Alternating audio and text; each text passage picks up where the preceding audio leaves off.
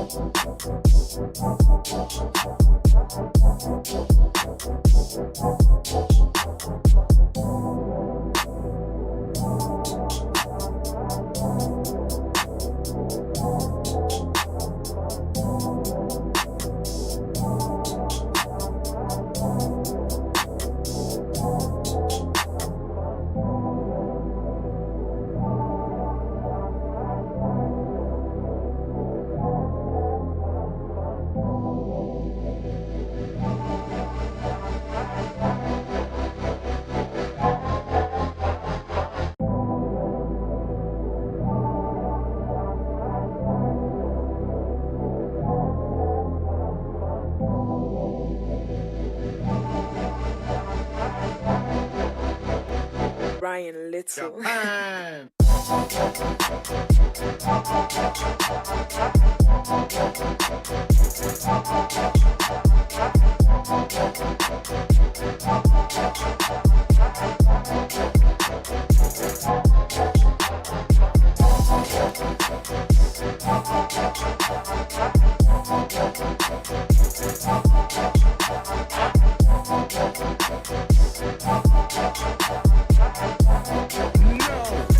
No! First one? First one? Oh, no! Come on! Come on! He's alive! He's alive! No! Oh, God! Come here. Eat. He went up and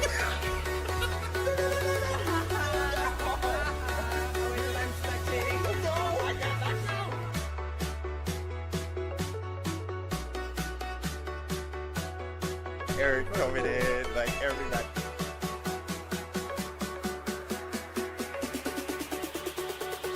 Light him up. Jack it up. Oh my God! Oh my God! Shiny! Shiny! Shiny! Shiny! Shiny! Shiny! We have to get Merlin. We have to get Merlin. What is it? What is it? What is it? Water orb! I have this! Done. Gabby, go. Ooh. Oh my God!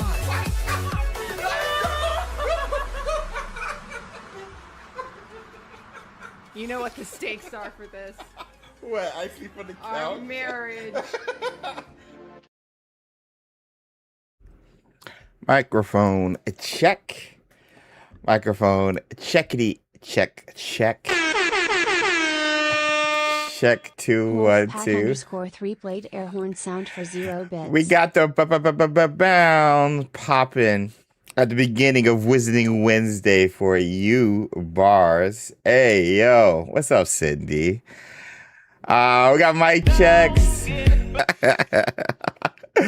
Hey, we got some Twitch holding it down off the jump with the OG members coming in. Hillary celebrating 37 months. Patronus Squad. Stargazer celebrated 38 months. Patronus Squad. And then, of course, Cindy with the air horns coming in. Clutch. What is good? Oh my gosh, oh my god, bro, we gotta talk about GTA, yeah, right. Happy Wizarding Wednesday, everybody. Thank you for the 212s, Amelia, for the Mikey D checks. Who is that? Denise, High IQ, Cloud Roth, Lita, probably playing Switch 2, which I'm jealous of. I gotta buy me one. Metatron, Cloud Roth, Becky, Stargazer again, Moon Lily, Micah, Perez, I'm sure I'm missing other people, Nikki, Dylon. It's always a pate over on Twitch. Oh my gosh, speaking of pate, yeah, we got, I think we're going to do it. I was hesitant, but I think we're going to pull the plug and do it. Where is my thingy thing? Where is it this? Yeah, I think we're gonna do it. I should just put up a poll, but I'm looking at this this Saturday. It could be moved to next Saturday, but I'm looking at this Saturday for our 6-hour stream that you guys won, courtesy of just the amazing support during our Stack Up charity stream as we were trying to raise 500, then 1K, then 1500, and we actually did just that. Yeah. And either I'm gonna ask Patronus Squad and Mods, like, if you guys want to do it this Saturday or next Saturday. These are the 2 Saturdays. I know next Saturday is the 4th, so it might be like next Friday. But the 20, what's the day? 24th, 25, 26th, the 27th, or the 20 or the 3rd day before 4th of July. So yeah, and we'll be doing some Quidditch Champions, some Fortnite, some Jack in the Box, some Fall Guys, some Magic Awakened. It's 6 hours. I plan on trying to do like a game per hour, and so yeah, we're gonna have some fun. The following Saturday is July 4th, yeah. So it will either have to be this Saturday or next Friday, or the following Saturday after July 4th. So I'll put up a poll and see what you guys want to do. But either way, thank you guys. This would be my first 6-hour stream ever. So it'll be interesting to see if my bum is ready for it. But me sitting down kind of with all the festivities and kind of trying to keep you guys entertained for that long. I don't know. You guys seem to be self-sufficient. I think that's the word. I'm not good with words, only yelling when it comes to coaching. So, but either way, that's coming up. So just start talking about Merlin before you know. That is, Sydney, you are not wrong. You're not wrong. If I start talking about Merlin, yeah, that is true. 2 hours to go by like that. I'll wait for the broom mod of GTA. Whatever you go to try. Oh my gosh. Okay, so before we get into all the topics at hand and the news in regards to the Wizarding World, the thing that has broke the internet the past 2 days and will break the internet tomorrow. It's Stargazer watch stream. Hey, 7 stream streak. Let's go, Stargazer. Thank you, Tim. Oh my gosh. GTA. A GTA. Has everybody heard the news? Has everybody seen the news? Is everybody aware of the news? Is there anybody just whatever with the GTA announcement? Let me go to let me just type GTA 6. It's everywhere. It's everywhere. Let me see. Okay. $80 a dozen hours is still there, yeah. So just dropped today, a couple hours ago, well 10 hours ago. I was at football practice. GTA will officially cost $80. Everybody was waiting to see if this would be the first $80 game. It's not the first $80 game, obviously, because like Nintendo did it earlier last year, around this time last year, exactly, actually. But they got the price point. Pre-orders go live midnight. I don't know if that's Eastern or just your time zone. So, but June 25th exactly. And there's a lot of new pictures, new information in regards to the game and everything like that. But you have 2 versions of the game, $80 basic, standard edition, and then the ultimate edition, which is $100. And hey, what is up, Sebastian? I have 2 more days until my birthday. So excited, says Zach. Love to see it. So again, we have this information. And we even talk about here the GTA 6 countdown with the cost, $100. You get 15 plus items that unlock with each story chapter, certain cars and everything. A lot of new stuff and custom stuff is locked behind a paywall, which a lot of people are very upset about. The one I'm very upset about is that GTA 6 will not have a disc at all. So if you buy, I don't know what game I have that can. If you have like a physical edition, the game will come with a case that you can buy for physical copies, so you can have on your shelf. But inside, it will just have a code, not an actual disc, not anything really physical. It's digital. And so a lot of people are very upset about that. Lyro, 7-day streak over on Twitch. Let's go. Happy Wednesday, Lyro.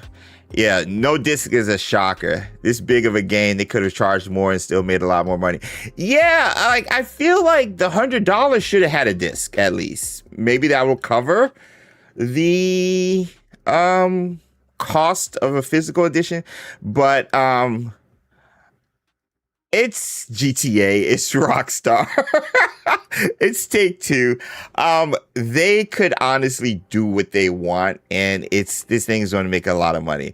How long it's been in development, they got to make up the cost. And I feel like they're going to do that tomorrow, like with just pre-orders alone. And what's crazy is like they came out and said the best way to play it is on a PS5. PS5 Pro to be exact, but PS5 nonetheless, because there will be no PC copies, at least initially. PC usually comes later. And so it's a lot. It's a lot. Between the paywall, locking of certain features and stuff.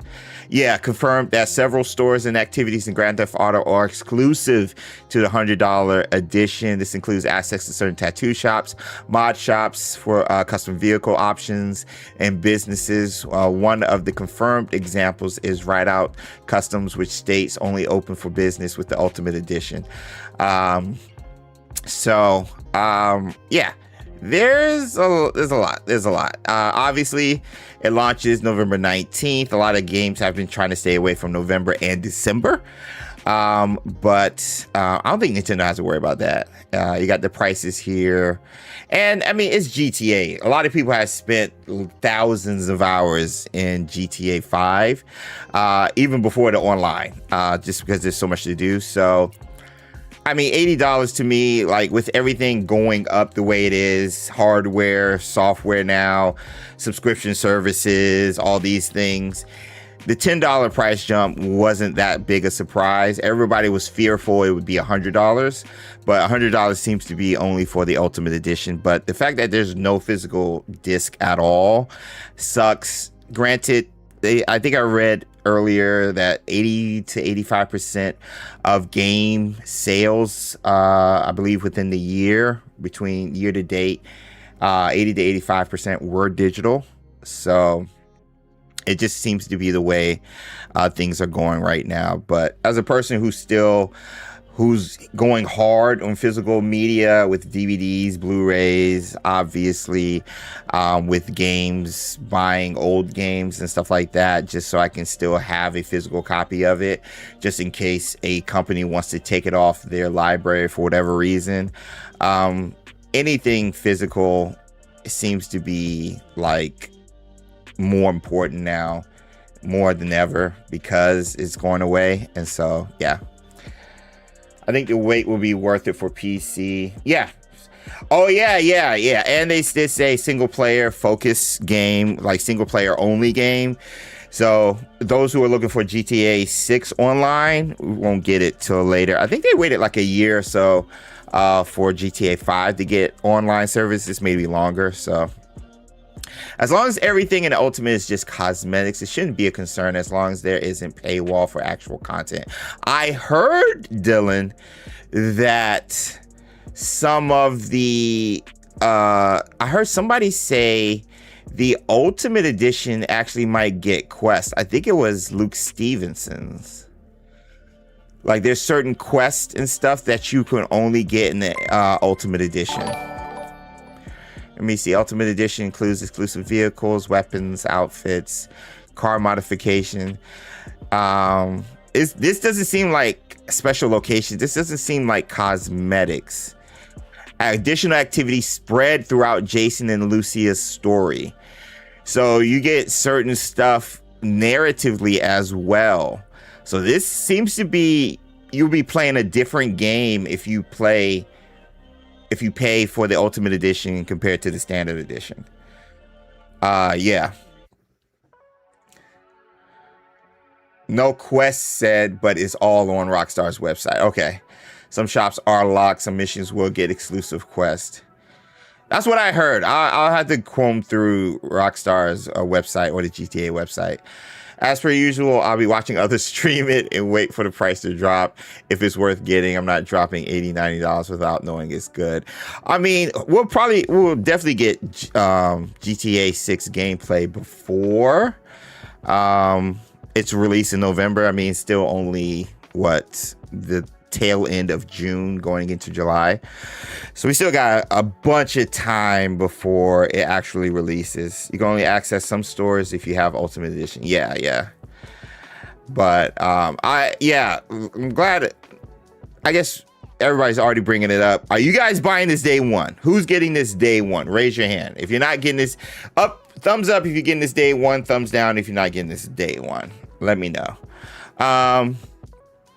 Yeah, I'm not going to be in a rush to get it. I might get it day one, but I plan on playing Expedition 33 while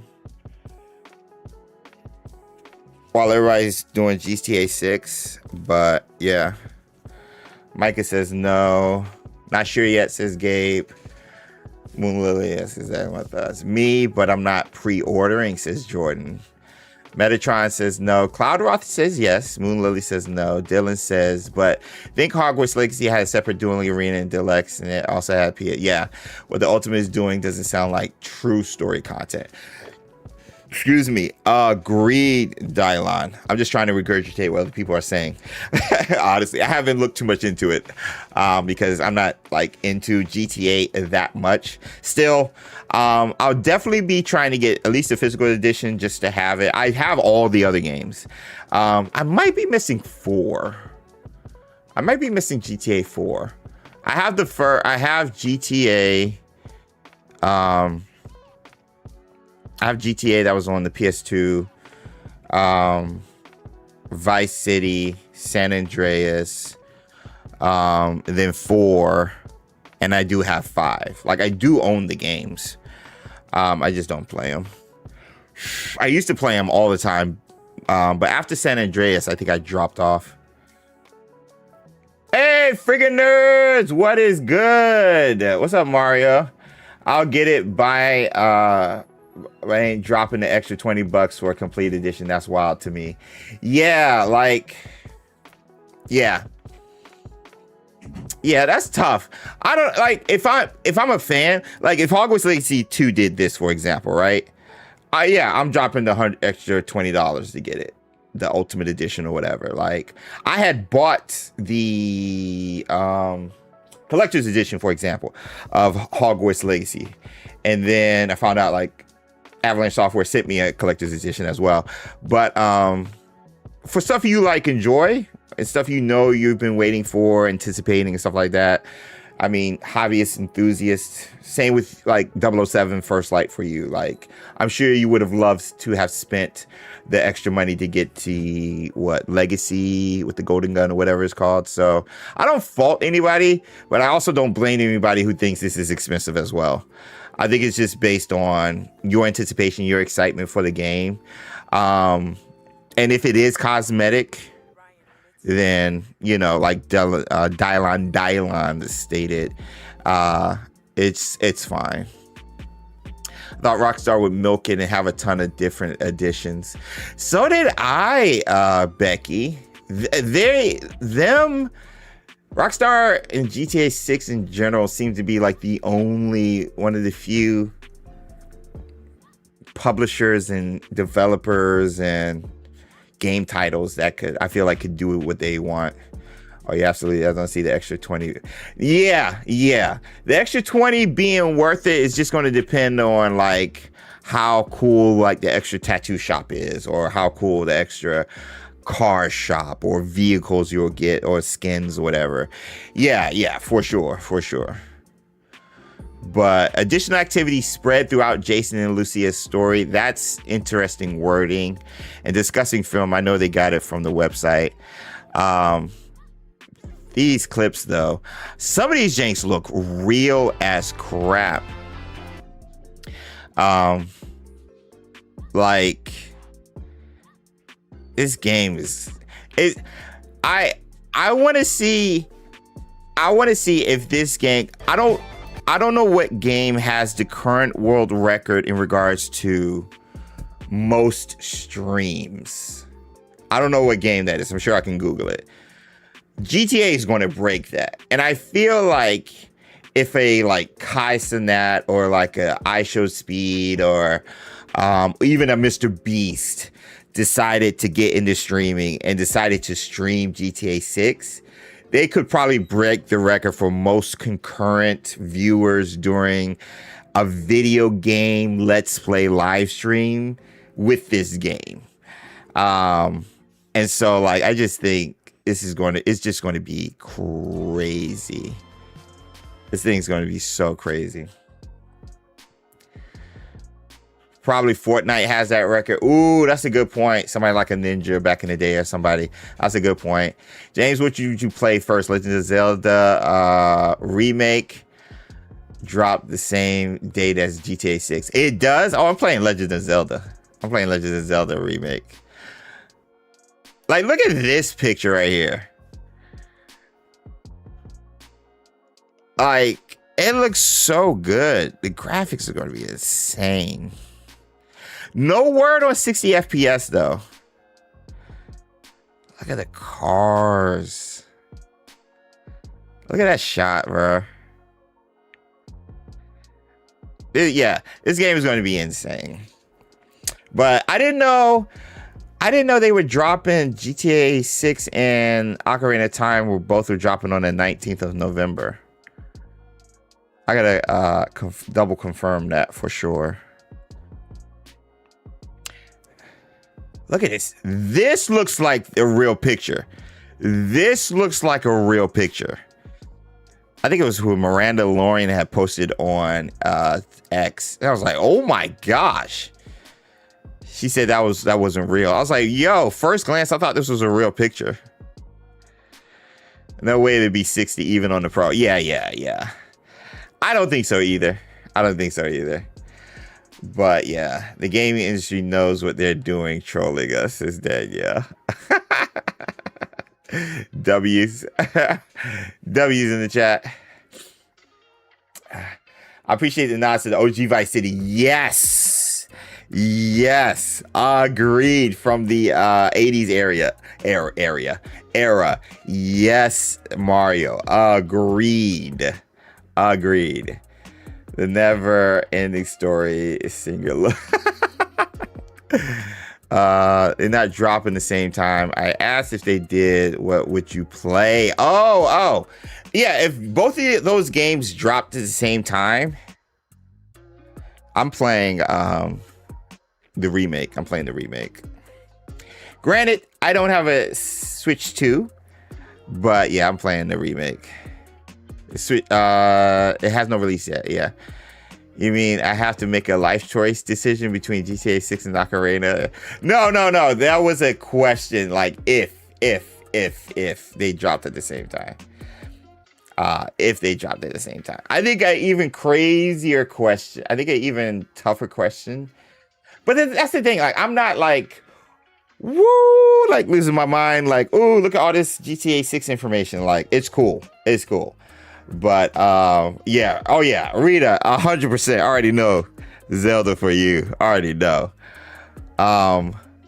So like I don't know. That would be a tough question.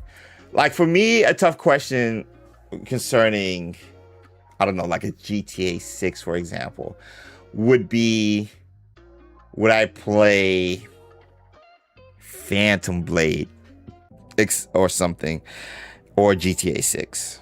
Both games I'm excited about. I love what I'm seeing from it. Don't know if I'm gonna buy it day one, but they look amazing and can't wait to eventually play them. So if I had to choose between those two, you know, like which one I'd play. Between Phantom Blade, I might go GTA 6 just for the open world stuff and the shenanigans and the freedom you have with that. But if it was like a Hogwarts Legacy 2 or GTA 6, Hogwarts Legacy 2 for sure. If it was, if Fable moved their date up, which we're going to talk about later, to November 19th, and GTA 6 drop, I'm playing Fable. Same with Clockwork Revolution. Same Dawnwalker and GTA 6. That might be a tough one for me because Dawnwalker looks amazing, especially from most of the devs and the creative minds from the Witcher series. So, yes, like Fable, your choice in that game you pick matters. Yes. Well said, Rock. Well said. Well said. This is going to be a holiday release. That's what a lot of people are anticipating. Losing my mind over Ocarina, yeah. Zelda makes me interested, but nervous. The original is such a classic. I mean, they don't have to do anything.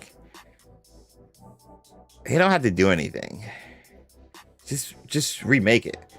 Just remake it. So, but yeah, there's your quick GTA 6 news that's going on, and it's everywhere. Like, my algorithm on X and on YouTube is gaming, and GTA 6 has taken over gaming news today. Like all of it is everywhere. So looking forward to catching up, seeing what some of my favorite creators are saying about it. But yeah, Fable's got my full attention. I think they might really nail it. Yeah. The graphics are awesome, but it's better, in my opinion, to wait and see if we get the same level of graphics in game instead of just stills. Oh yeah, for sure. Like, always wait to gameplay before you decide to pre-order, unless you just already know you're going to get the game and you're excited to take that first step to purchasing it by pre-ordering it. Then, you know, go for it for sure. These games is dropping too close to Fable. I mean, GTA 6 November, Ocarina late 26, Fable. Yeah, that's a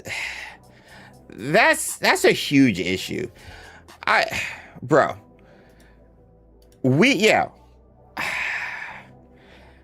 that's and the thing is, like, people were saying Hogwarts Legacy 2 is coming out like early first quarter or right after the end of the show.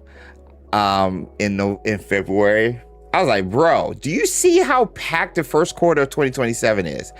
Let me see. Just look at September right quick.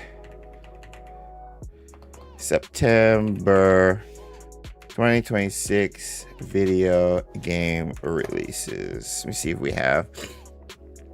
Let's see if we actually got like a real good authentic list. Okay, so we're on GameSpot. I don't even know if this is updated. This is January. Why are we talking about January? We talking about practice? June, July, August. Okay, September. And I don't even know if this is updated. Orbitals on the Switch 2, The Blood of Dawnwalker. I can't wait for this. Valheim looks good. Screenbound. Marvel's Wolverine, September 15th. Fire Emblem on the Switch 2. Trails in the Sky. Warhammer, The Grinch 2. Control Resonant, everybody's talking about that.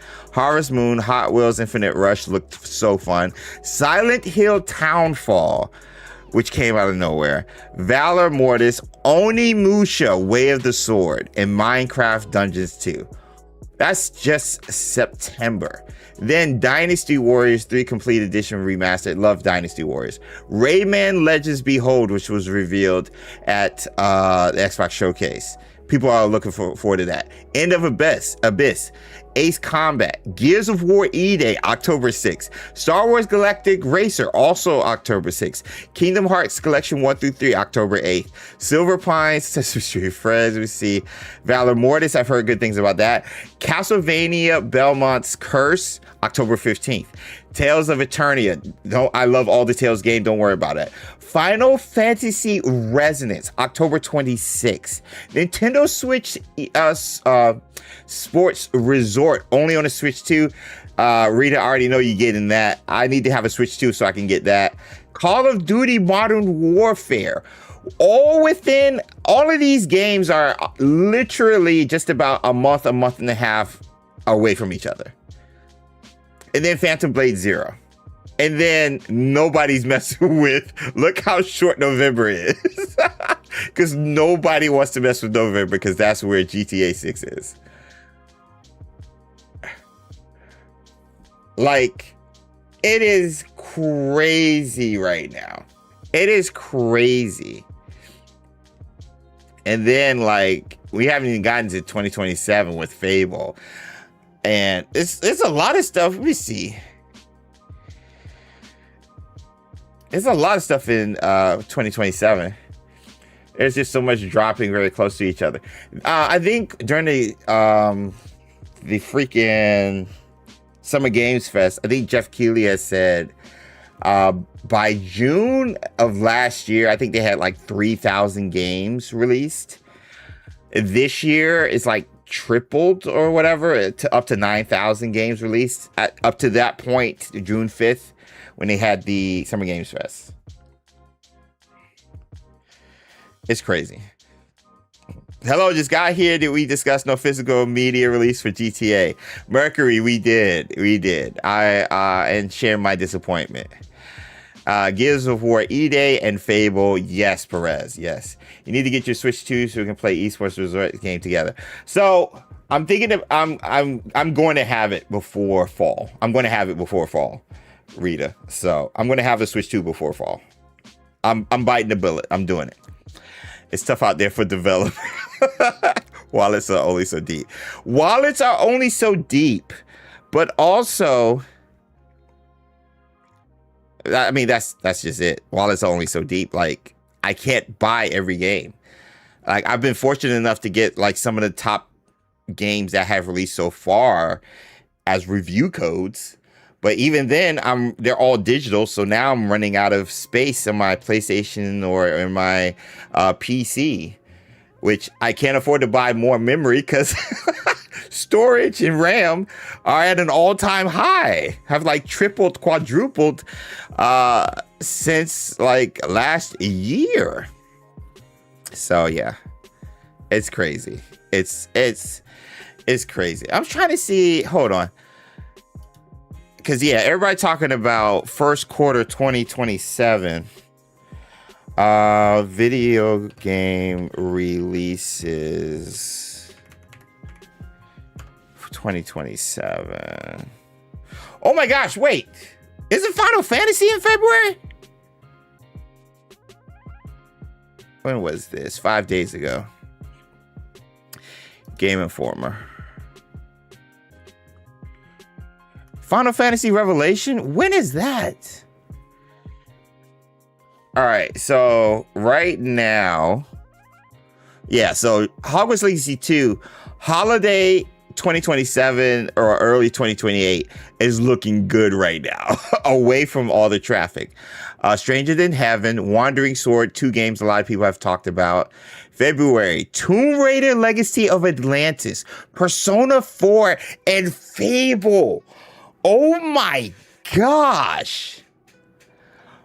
Clockwork Revolution is one of my most anticipated games next year, if not the most anticipated game. Oh my gosh. Tomb Raider, Persona 4, Revival, and Fable.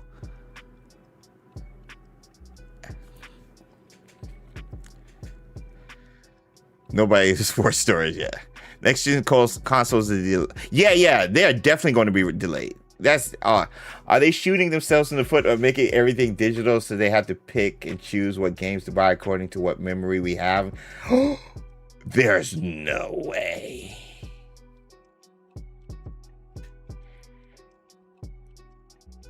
I don't know if we get a physical edition for Fable.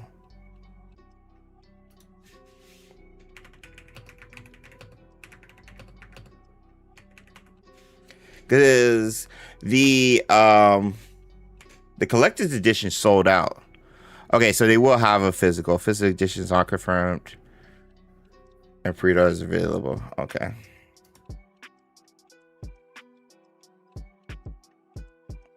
Yeah, the collector's editions apparently sold out for Fable, but they will have a physical. So I don't know why everybody's going hard like that. And I think in 2027 or later, Persona 6 might come out. Bro, we might get The Witcher 4. We might start getting rumblings for freaking Hogwarts Legacy 2. What's another one? What's another big one possibly coming next year? We got some, there's supposed to be some heavy hitters next year. I think this list says ones that aren't announced dates. Obviously, Clockwork Revolution is my most anticipated game so far. Crazy Taxi, Xenoverse, Dracula, Everbloom, Final Fantasy VII Revelation. That was spring. Final Fantasy VII Revelations was spring. Yeah, we're supposed to have some heavy hitters, and all them jokers are coming early 2027. The Gundam game. Hello Again, Hitman Classics. Oh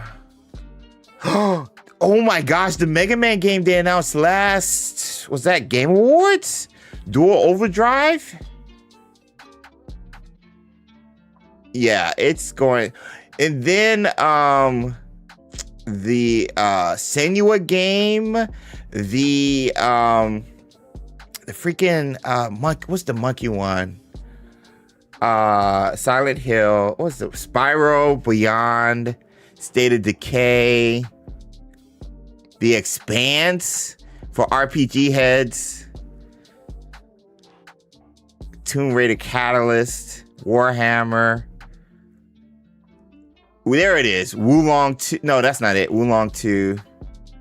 That's not it. I can't believe they won't restock the Fable Collector's Edition. I know. I don't think they knew it would sell out the way it did, Bill. Witcher. Oh, Witcher 3. Yeah. The DLC. That's right. 11 years after the game dropped. That's right. I can't even finish the games I'm playing now. I can't even finish the games I have on my backlog. It's just too much. So, I mean, we're all gamers. We're all excited about stuff, but bro, like this thing it's crazy right now. It's crazy. And I mean, I'm not even excited for new hardware because I can't keep up with everything right now. So I was like, take your time with the new hardware. So either way, we'll see. We still, if you guys are looking forward to more playthroughs with us, check out XpectoGO Plays. We got our 007 First Light. I couldn't record that this weekend, but I did record it, was it yesterday? So I'm going to hopefully post Friday and Monday with some stuff. I have now pre-ordered GTA 6. Congratulations! With the super chat. Thank you. Thank you. Let me get my gifts and emotes in the chat. If I can't get... Let's say... If I can't get a collector's edition in my local game store, I won't buy it online because I don't trust it. I mean, there's trusted stores like GameStop or Best Buy or Target or even Amazon. They're really reliable. They're reliable. You might not get it day of, but they're reliable. Memory shortage or price hikes doesn't help. Yeah. New hardware is far away from. Yeah, I'm trying to figure out what games I'm getting and when. I'm trying to, like, you have to figure out now what games you're going to get first.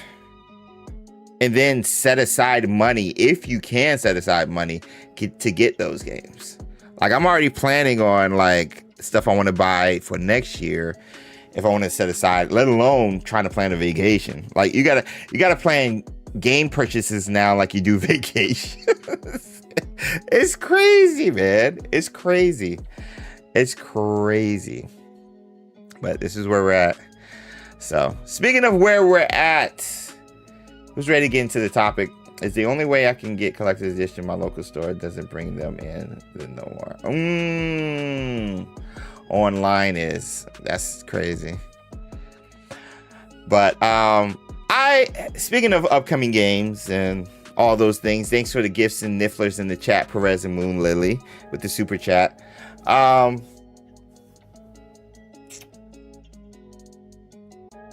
I have some thoughts.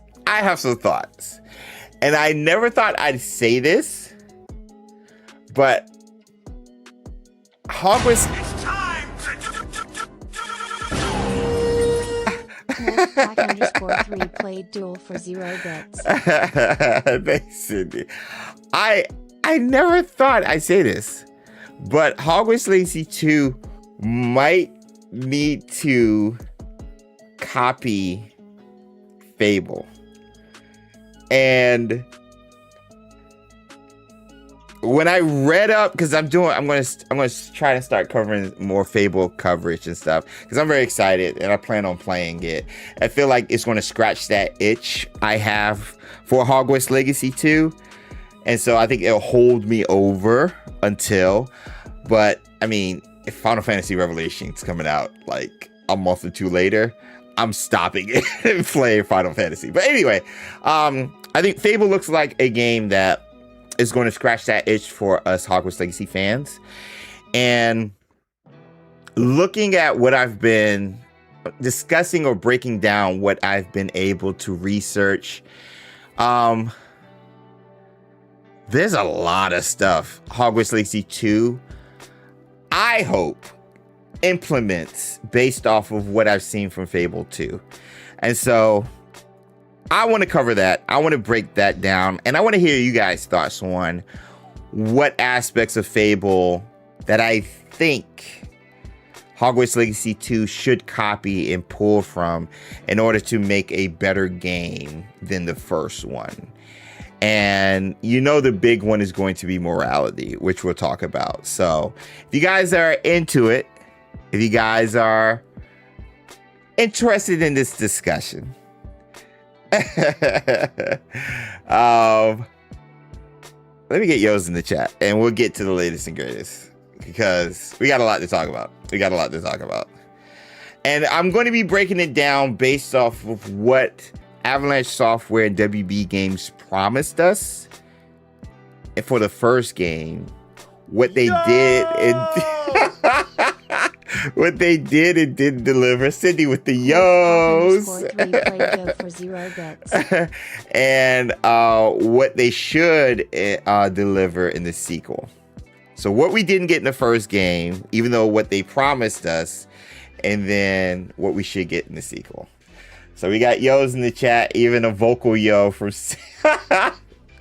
from Cindy Wolfpack over on Twitch. It's a sound alert. Building reputation relationships. I'm going to get to that, Danielle. I'm going to get to that. But first, let's do, shall we do latest and greatest or the ad? Let's do the ad. This is your first look at something I'm dropping tomorrow in regards to a new controller. So I'll see you guys on the other side. Get your clutches and yo's ready. This might be the most complete gaming controller I've tested all year. Premium build, pro features, and a price that honestly surprised me. Meet the Storm by Mojang, the sponsor of today's video. The Mojang Storm is Mojang's wireless multi-platform pro gaming controller, displaying an evolved ergonomic design, laser edge texturing, and 6 dynamic RGB lighting, all of which compatible for PC, Android, iOS, Switch, and yes, even the Switch 2. And having used now Mojang's latest controller for a couple of days, I'm confused. The Mojang Storm feels and plays like a $120 Pro controller with top-of-the-line hardware, software, and performance, but it's also budget-friendly with a $65 price point. But how? Especially when it offers premium and elite features like 2 custom TMR joysticks, specifically K Silver JS13 Pro, offering drift-proof and instant response controls. Clutch. 16 full mechanical buttons that deliver pro-level response speed and fully customizable with clicky responses. Clutch. Dual mode triggers offering digital and linear modes for instant responses. Clutch. 1000 Hz 6-axis motion control offering top class and precision gyro mechanics for mobile, PC, and Switch games. Clutch. 2000 Hz polling rate for wireless and wired gameplay, delivering the most precise and fastest response time for a controller at this price point. Clutch. And a dedicated smart charging station, all included, which is clutch. As a controller that sits at this price range, it is just about perfect in my opinion. I cannot express enough how much you're getting at this price point. It feels like a bad deal in a way, but in the best way possible. From the K Silver JS13 Pro TMR magnetic sticks, the 2000 Hz polling rate, the mechanical switches on all 16 buttons, the gyro mechanics, to even the build quality being that of a high-end controller. It generally feels wrong to call it a budget-friendly controller. This is without a doubt in my mind the most cost-effective choice for all gamers. But that's just my impressions. What are your impressions about the Mojang Storm Pro wireless gaming controller. Comment below your favorite feature, and while you're down there, click the link in the description if you're interested in purchasing this controller. The Mojang Storm, the most complete gaming controller on the market, offering an all-around mastery of premium build, premium performance, and affordable pricing. And thanks again to Mojang for sponsoring today's video. Microphone check, check, check, check, 212. Microphone check. Thank you to Mojang for sponsoring today's video, and we'll have their we'll have that up tomorrow as a short posted across our social media. Thanks for the free review model, and yeah. And I know everybody talks about GameSir when it comes to like third-party controllers and stuff, but good lord, Mojang has had some of my favorite ones, from the Rainbow to the Blitz 2 to now the Storm. Like, God, they make such good controllers. It's so good.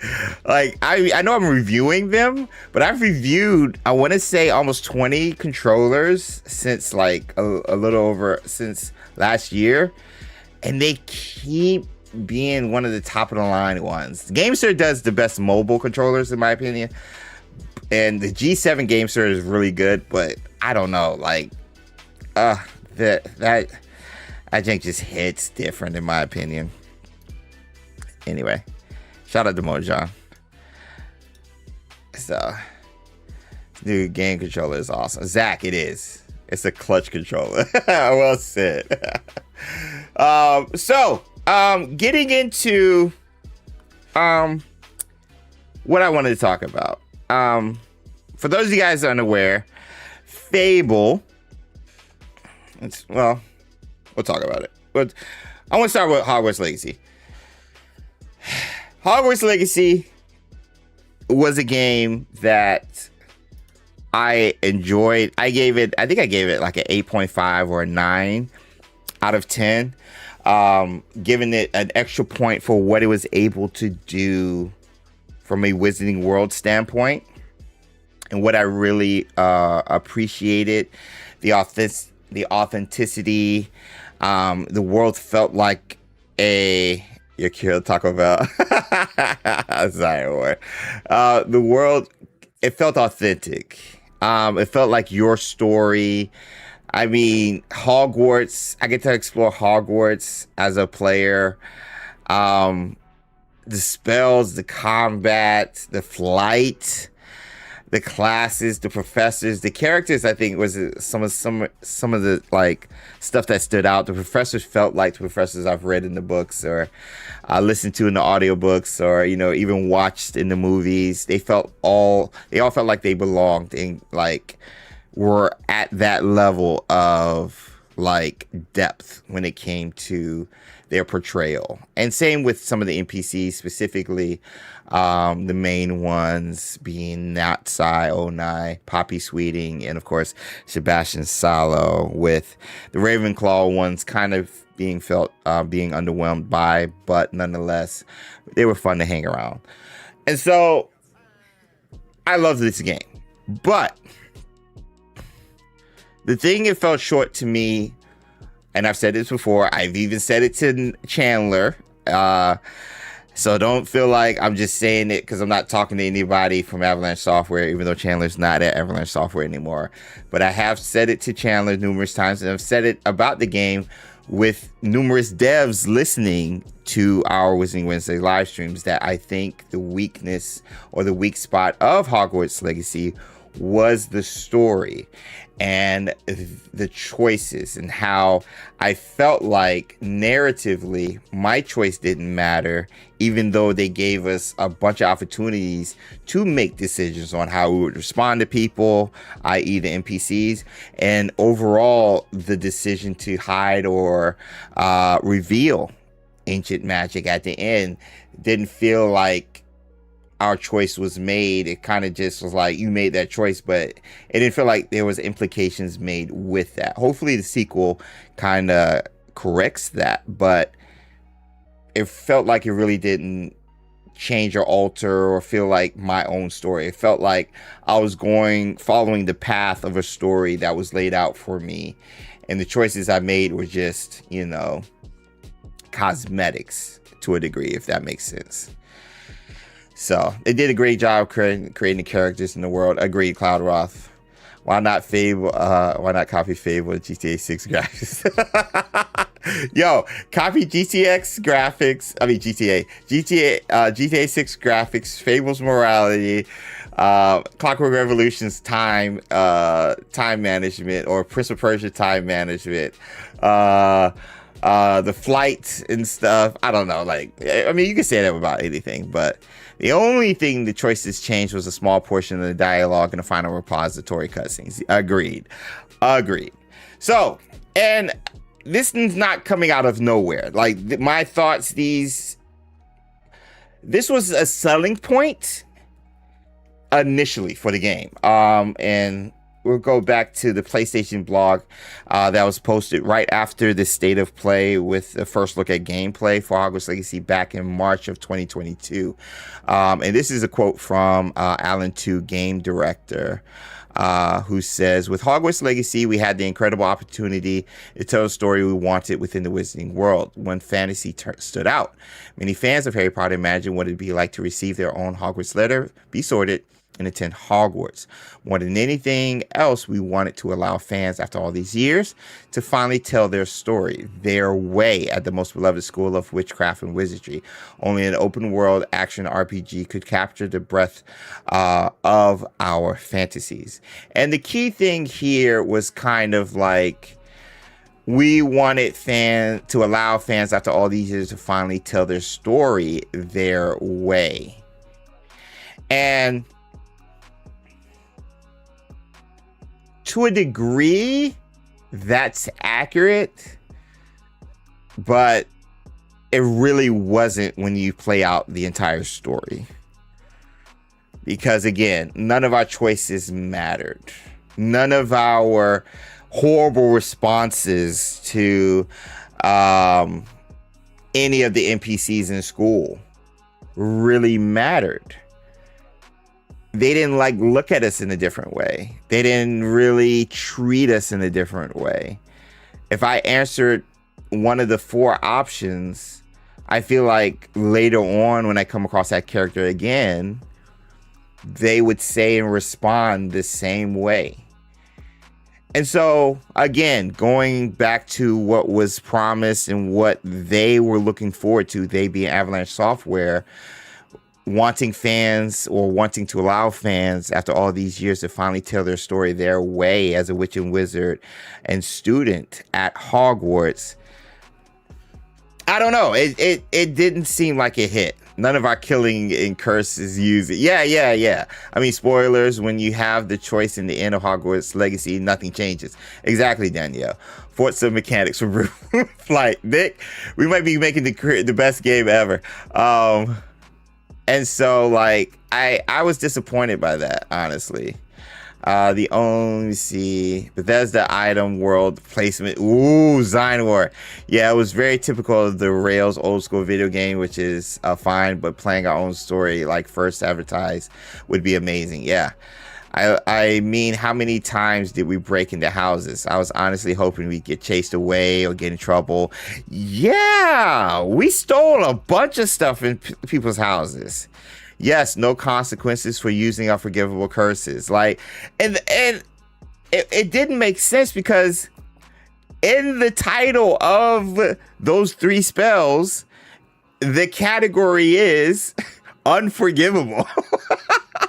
Unforgivable. Now, yes, we understand. Hey, people want to use these curses, and we want to allow people that opportunity, and we don't want to go too hard on consequences for that. I get that. At the same time, we knew how heavy, how morally, how more of a decision it is to use or even not use the unforgivable curses. in the Wizarding World. Even though you might want to, you won't. You know, some people won't. Even though you might want to, you have to mean it when you use an unforgivable curse. And I mean, again, like the way J.K. Rowling kind of wrote and broke down everything when it came to the Wizarding World, even though some of it didn't make sense, there felt like every decision you made, or at least Harry made, was a weighty one. It was heavy. And if we're supposed to have that kind of weight with our own story, because they said in the blog, like, you get to be Harry, but this version in the 1800s, I feel like the game lost its weight. And that was because of a lack of consequences. That was because of a lack of morality. That was because of a lack of reactionary, the game reacting to what we did in the game. And despite my love for this game, that was something narratively I felt was not just a weak spot, was actually missing. Yep. Unforgivable or like ignored. Yep. The stealth mechanic was not used as much as it could have been. Bro, yes, Moonlit. Choices matter, consequences, repercussions. Or I mean, every AK used it. Hogwarts Legacy. I did not forget how I am currently an accessory to a suspicious death. Thanks. Yes! Yes! We're an accessory to what happened to Solomon's Sallow. Yes! We were there! Yes, if you're an evil witch or wizard, you should be treated as such, says Perez. I'm going to take the unpopular position. Reducing actions to an algorithm with no nuance just comes down to a numbers game. Fable seems to be more balanced, but Hogwarts Legacy had the potential to be heavy-handed. Yes. Yes. I agree wholeheartedly, Stargazer. There are game mechanics for doing bad things already, like the wanted level. Yep. Just like Ominous Gaunt says, unforgivable curses won't work unless you really mean them. Yes. And so, like, understanding that, I was just like, and it's not just me. Obviously, you guys, obviously, the community. If I asked 100 people the top thing you want to see in Hogwarts Legacy 2, I think over 50 to 60% will say morality system. You'll have people who say Quidditch. You have people who say romance. You have people who say more of a school sim.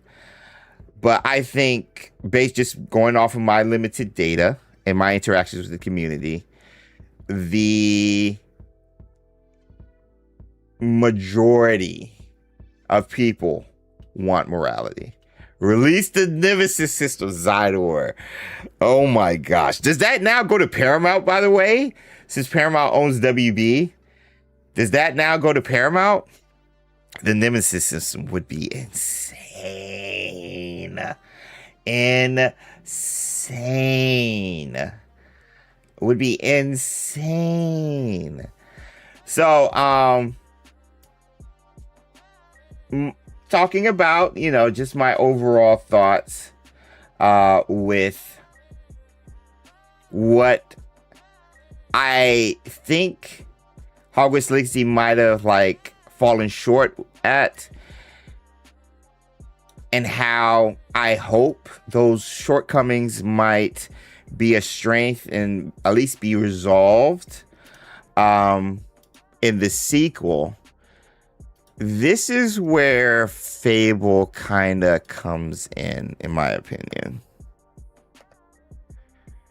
And I'm going to be using this Xbox Wire article that came right after the Xbox Developers Direct, I believe back in February. Yes, we got new gameplay and we got more articles recently after the Xbox Showcase. All of that is true, and even after the gameplay that was revealed even sooner or even more recent than the Xbox Showcase.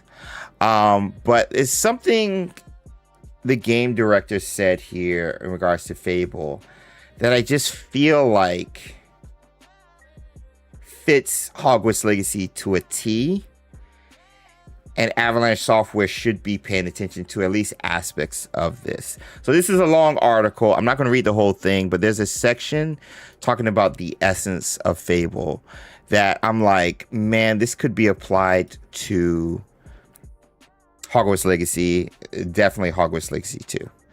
So here it reads, talking about the essence of the Fable game.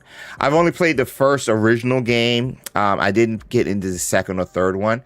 I do own them, and I would love to try and play them before before I guess 4 comes out. Even though this is like a remake, or not remake, but a kind of like a revamp situation. But anyway, so to answer your question about the essence of Fable. They respond Playground Games, they being Playground Games. I believe this is the game director.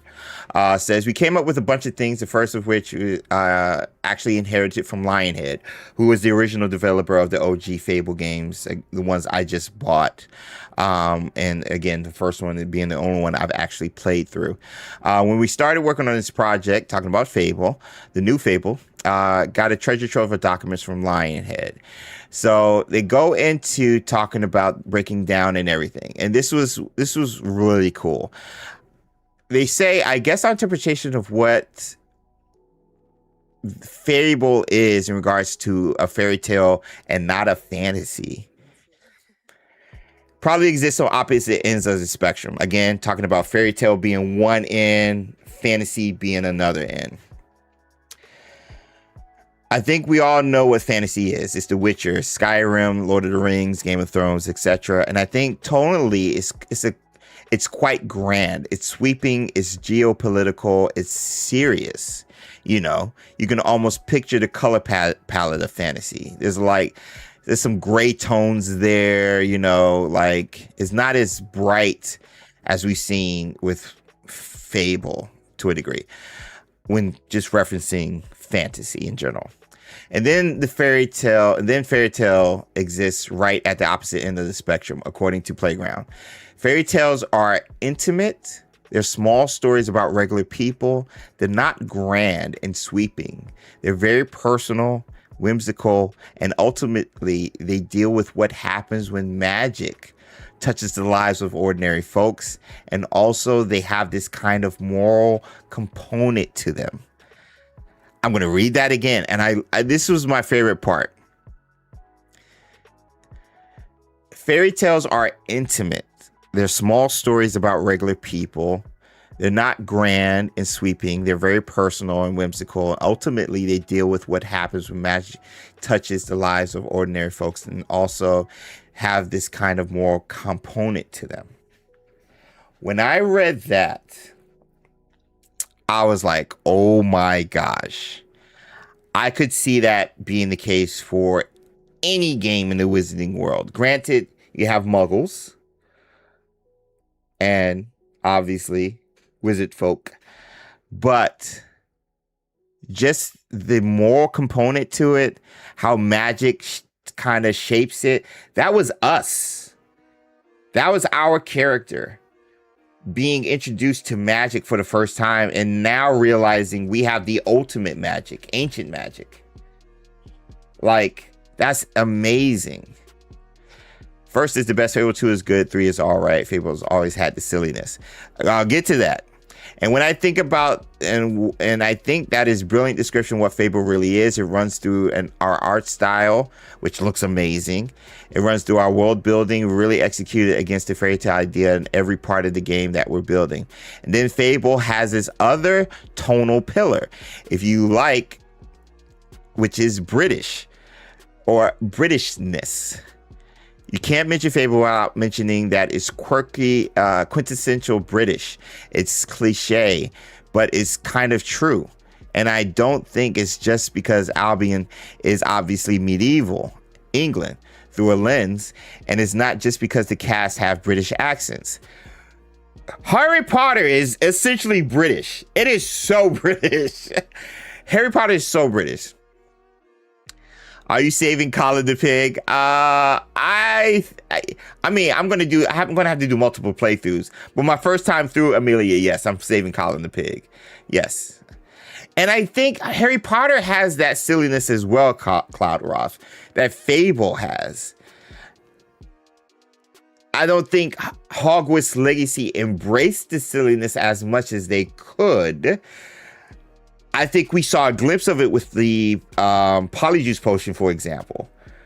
I was like, why isn't there more of this to kind of break up how serious everything is, for example, right? With the story, with Ran Rockwood's rebellion and everything that's associated with that, you know, the keepers and everything. Like the Polyjuice potion was a great, like, little glimpse of how in the wizarding world silliness would look. And that was so memorable because of how silly it was and how fun it was. You had the twins to kind of break up how serious and how crazy and just how dark Harry Potter eventually got, especially later on in the books. You had the twins kind of doing that. And Gareth Weasley, in a way, did that a little bit too, just in that one sense in the potions classroom, for sure. But I wish you had that. I think we can get some more insight info when we look at the new TMT Ronin game that Paramount set to release on how they're going to handle games in general moving forward. Yeah, I want to check that one out in regards to, because I don't know if they're going to have Paramount and WB Games, or WB Games are going to be absorbed by Paramount, just like HBO is going to be absorbed by Paramount Plus. I just don't know. Works too well with Harry Potter. Yeah. It was very singular tone. Yes. And so, like, I'm going to keep reading before I go in my thing. But this is the part that this is the other one that I want to kind of nail home. Continuing on about Fable's essence in a way. At least going off the original Fable games by Lionheart and what Playground is doing with the game. This says here, and then it's about choice and consequence. We call that freedom in the sense that it's the freedom to make the choices you want. It's the freedom to be the kind of hero you want to be. It's a freedom to go where you want and do what you want. And those things wrap up into what people really remember about the original Fable games. And therefore, it became imperative for us to include the ability to make choices. Our game is packed full of choices, but also to see the consequences of that and to live with the consequences of the choices you make. If I were to break just the parts I read down in 3 sections, they talk about fantasy and fairy tales and that difference. That would be one section that I think could apply to Hogwarts Legacy and the Wizarding World in general. Then they talk about just the Britishness of Fable. You can't tell me that's not the DNA also of Harry Potter. There's a reason over 90% of the cast for the TV show is British. You have to have, there's certain mannerisms, slang, way they perceive the world. All of that plays a part in the world building in the Wizarding World, specifically Harry Potter and Hogwarts and London and even Diagon Alley and Nocturne Alley and, 12 Grindelwald. Like, I can keep going on. All those locations, there's a Britishness to it. even to the comedy, even to the fashion, even to the freaking castle. Castles aren't a thing in America, you know? Castles are a very English thing. At least when I think of castles, I think of, you know, Europe and England, you know, and Scotland, you know? So, like, there's a Britishness to Harry Potter as well as Fable. And then the choices and the consequences, which was ever prevalent in Harry Potter, but was lacking in Hogwarts Legacy. I think this whole breakdown and article is such tonally great insight into what Hogwarts Legacy 2 could be based off of what Fable is going to be.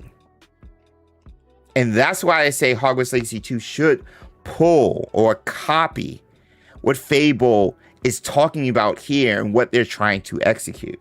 Just got home, dog, from surgery on his leg. So far, but take care of the little guy. Have a great rest. Hey, Rita, Lumos to the little one. I'm glad they got home. I hope everything's okay. Thanks for the well wishes. Sending Lumos to you and the little doggy. So yeah, it was very similar. It always understood Fable was in the fairy tale realm like Shrek. Yeah, agreed. So you see, if we go to the gameplay, for example, if we go to the gameplay for Fable, I think I have it here. Let me get the link. Where is it? Official gameplay. Oh, here it is. So if you look at the gameplay, and I haven't even watched this whole thing. First, the colors, like, this game looks gorgeous. But I want to get into the reputation and the actions. Turn the music off. Look, I am not having this conversation with you again, Colin. Did I just understand that pig? Oh, yeah. The novelty wears off after a bit, trust me. So there's Colin the pig, how you can either save the pig or not. Which is hilarious. But there's something I wanted to show you guys.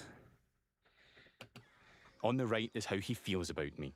Jack likes my virtuous reputation and thinks I'm principled. Other NPCs might feel differently about my choices because each has their own moral view on the choices you make. Okay. And I love what they just said here. I'm going to replay it again. Because each has their feel differently. And on the right is how he feels about me. Jack likes my virtuous reputation and thinks I'm principled.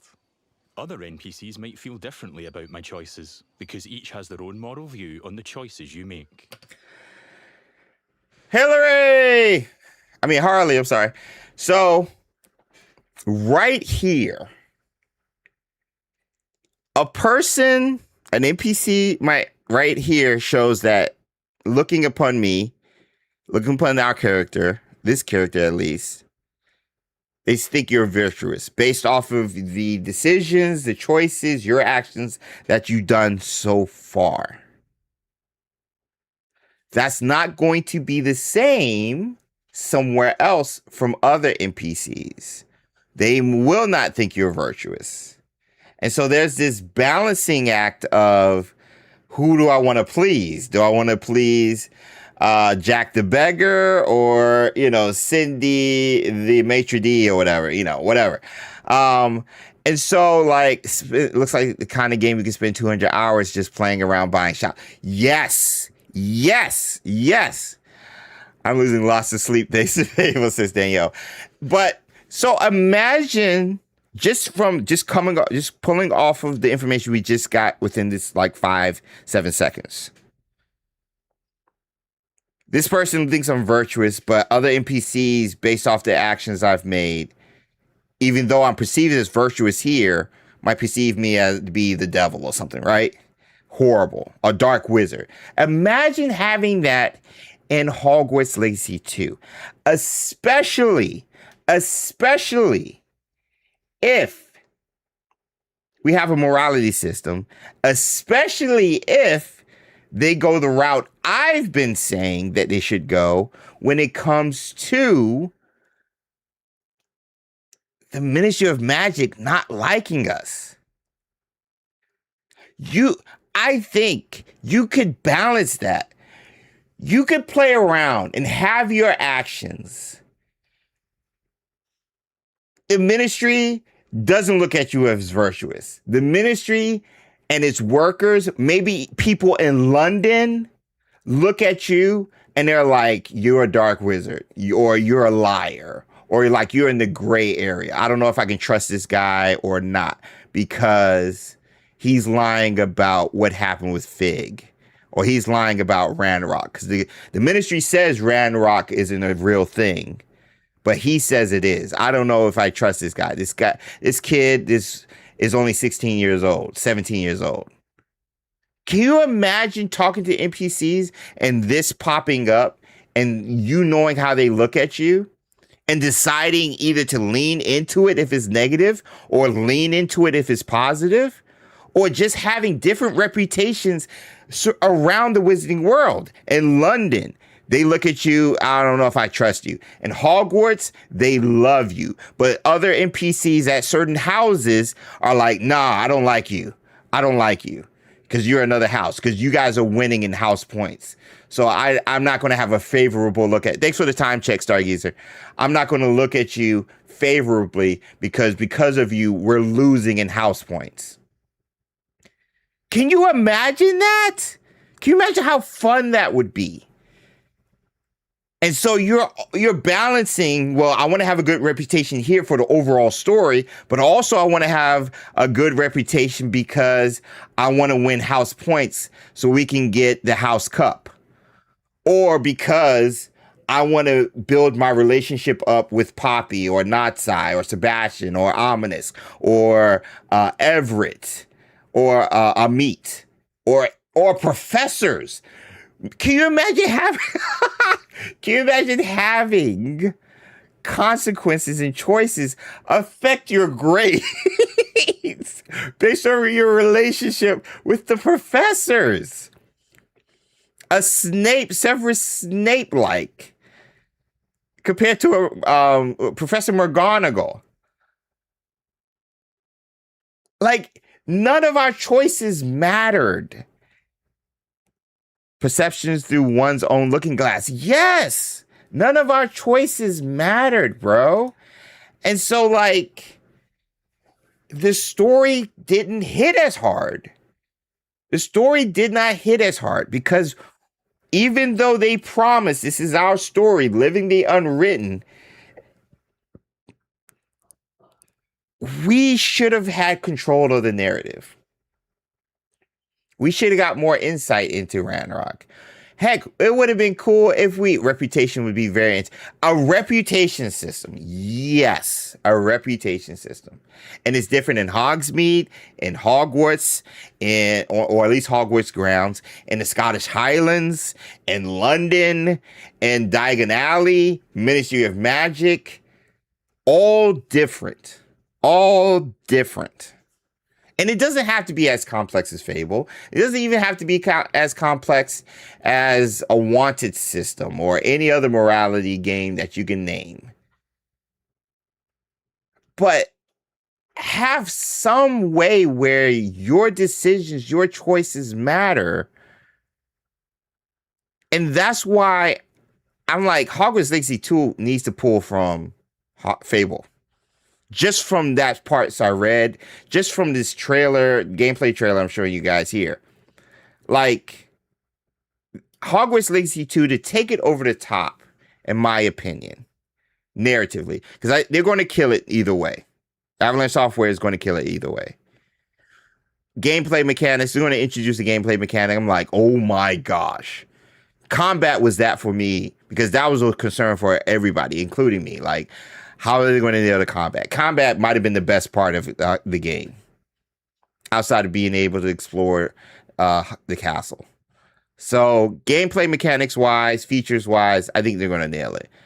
But from the story and the consequences and feeling like my choices actually are dictating what's going to happen narratively, that was non-existent, and that needs to be fixed, in my opinion. What also needs to be fixed is the open world and truly rewarding you for exploring, not just giving us little items that we could put in the room requirement or just gear. Giving us stuff that would be interesting and fits within the wizarding world from the standpoint of there's so many ancient artifacts around in the wizarding world that the Pottermore Wizarding World has not even touched. Why not do that? Especially when you get into ancient things. So, yeah. Let me see. Stargazer. Bully and Fable are definitely the blueprint for this game to have been go over top amazing. That's a great call, Nick. The sad part is all of this stuff, consequences, and deeper story takes more time. And yeah, like, but it sounds like Avalanche Software is going to have a lot of time with this merger. It sounds like they're going to have a lot of time. In the Forbidden Forest, the curses are just called Tuesday, says Tim. Stargazer Tim. Like how Ominous always said, we tried too hard. Tried too hard for fighting the troll. It made me so angry. They could learn a bit from the choices in Mass Effect. Yeah.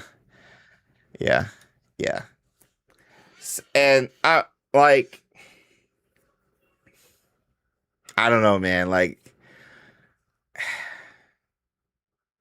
what was so good about Harry was in Harry Potter, especially the Harry Potter books. And yes, the books and games and movies, they're all different mediums. I understand that. But at the core of Harry Potter is something that could be applied no matter what medium. And that's your choice affecting everything. If we're supposed to be Harry Potter in Hogwarts Legacy in the late 1800s,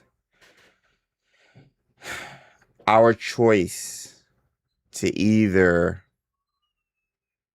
be controlled by the darkness that's there, like Sebastian, or not,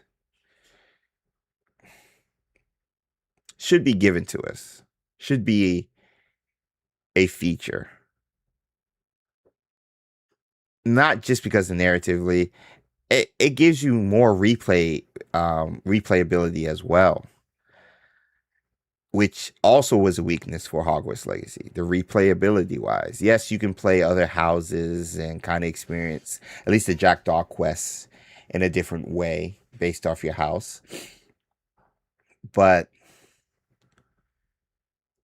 the choices Harry made when you knew he could have gone a dark path just because of how much hurt he went through, how much pain he went through, and he still chose the good despite all of that, that's heavy.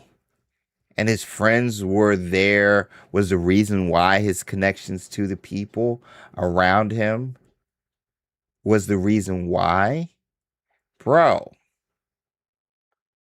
can you imagine us having those opportunities in game? Can you imagine crying because, like, I made a choice that I hope would solve whatever problem is going on in the wizarding world with ancient magic or something, and seeing that choice pay off, I would tear up.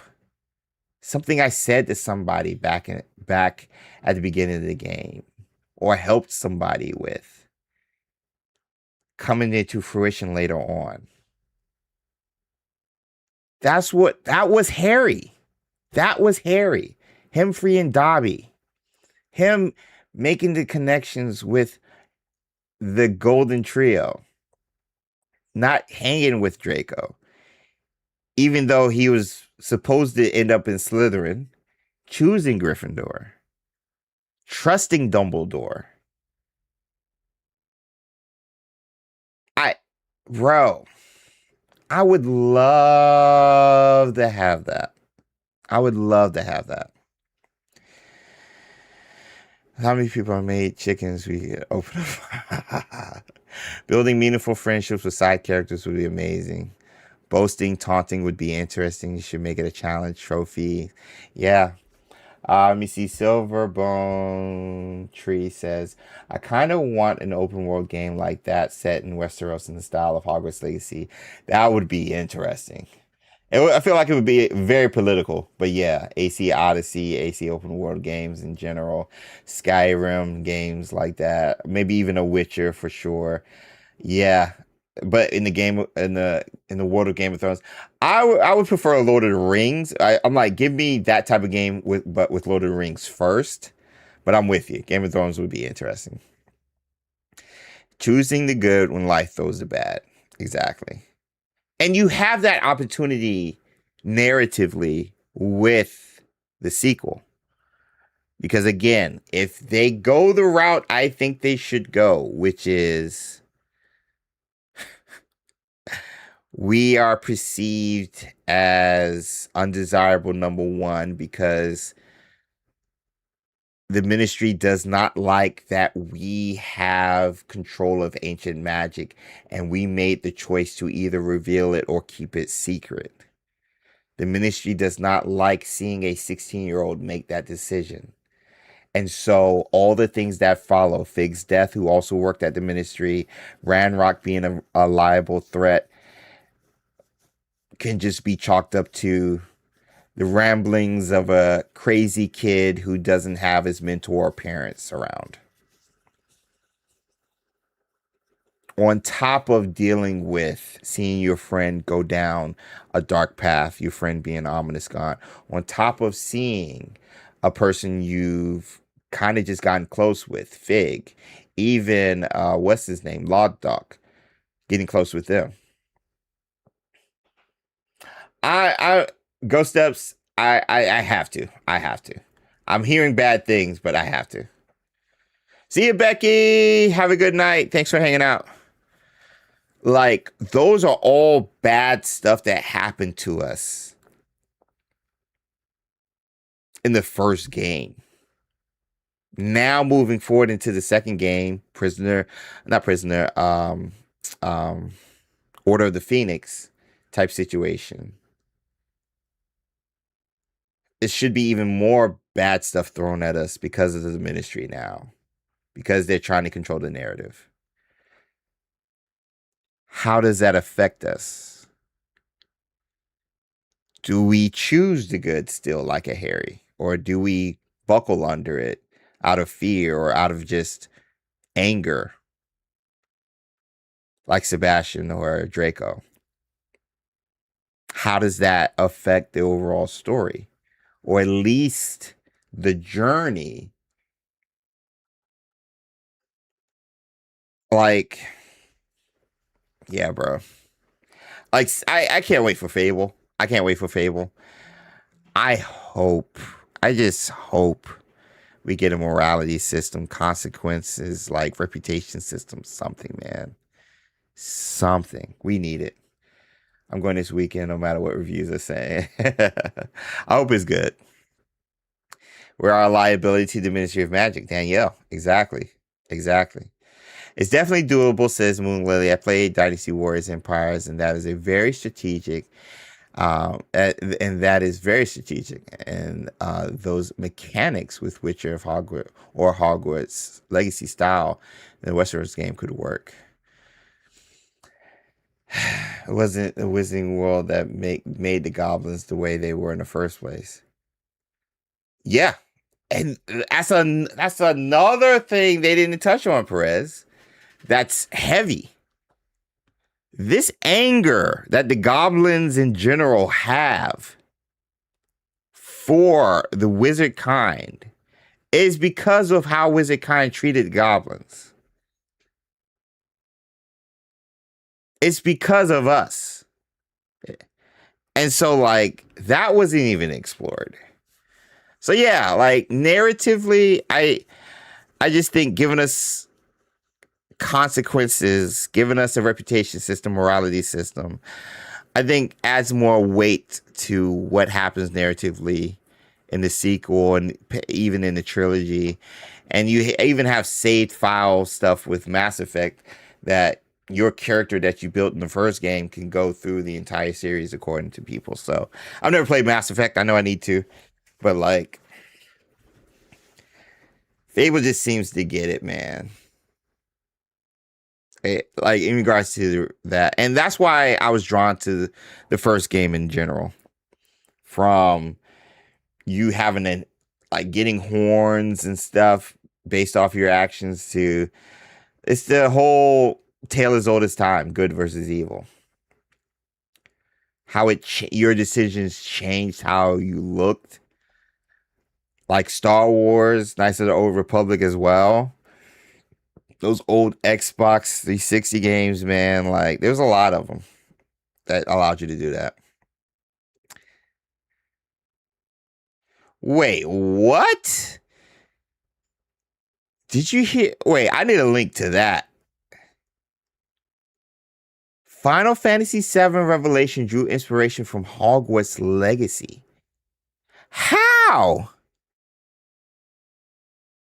I think we'll probably get something in light of the games, like a point system in the games.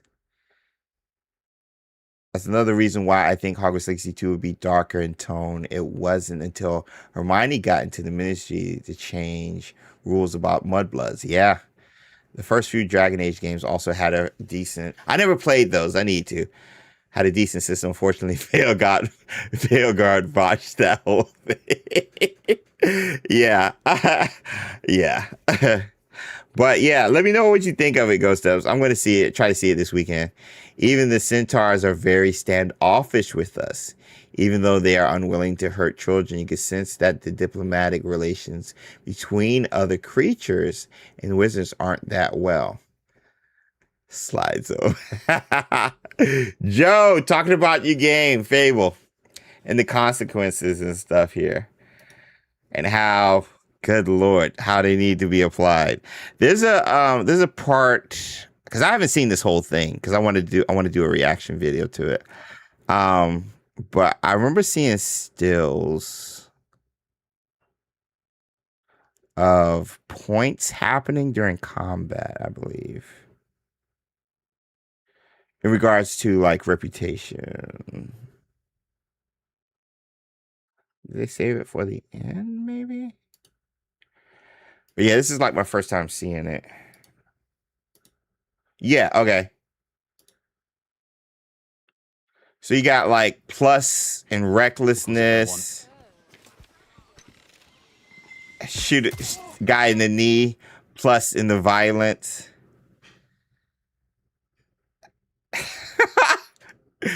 Like, come on, bro.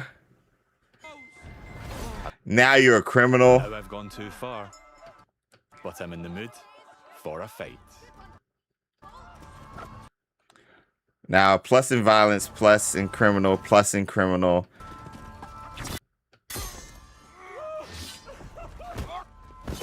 Reputation gain. Now you have a criminal reputation. In Fable, you can express yourself with your own Killer. combat style. Combining strength, skill, and will. And Like, bro. Fable 4, The Return of Chicken Chaser. I just in time for Dragon Age, bitch. The male guard. Chica! I'm Leo's getting my hair done. Ooh! How's the hair look? What'd you do? Did you get it cut? Did you get some bounce in it? What'd you do? I was rooting for the centaurs and they hog-tied umbrage. I would have donated the wood. Does that make me bad? I mean, depends on who you talk to. According to the ministry, you would be bad, but according to the centaurs and the golden trio, you would have a good reputation. It's extensive. People were criticizing the fight because the NPCs weren't engaging fast enough in combat, but it was disclosed that it was only an easy mode. Exactly. I saw that. And also the transparency from Fable in regards to like, hey, answering those questions, like your reputation or the way you're going about getting money apparently was so fast. Like, will it be that easy in the game? And they were like, no, it's not that easy in the game. We just like, we did some modifications and stuff just so we can show you the game, but it's going to take time. Same with the NPCs kind of standing around while you're battling. Like, they were playing on easy mode, so they weren't attacking you as much. So yeah. If you type in search, did Final Fantasy VII draw inspiration from Hogwarts Legacy director? Hamaguchi says this is oh my gosh, you're kidding.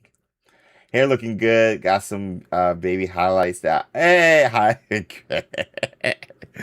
I was like, I've started cutting some of my grays in my little goatee and stuff. I can't hide this one unless I just color it. But yeah, I feel you on the gray. That battle is going to be a losing one soon, but try to take advantage of it while you can. Fable is in the card as we speak for pre-order, says Danielle. So let me see. I gotta check this out. They say if you type did Final Fantasy VII Revelation draw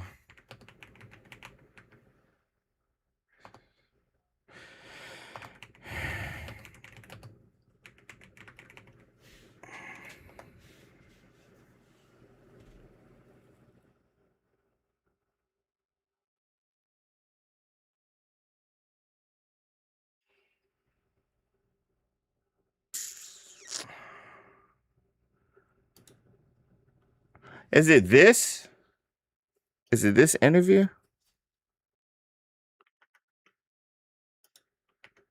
I gotta find this. I'm excited to play Hogwarts Legacy 2 this year. Go for the rogue streak, bro. Sue's got the rogue streak down. Sue's got the gray streak down. Like she said I was copying her. I was like, yeah, because she had it first before I did. So she's got the streak going from here. I got mine going here. Let's watch together the early gameplay of Fable. I'm down. There was a small temper reputation of Hogwarts Legacy Venom was spectacular, yeah. And there was a lot of stuff they took out too. She rocks it though. Yes, she does. She does. She nails it. I'm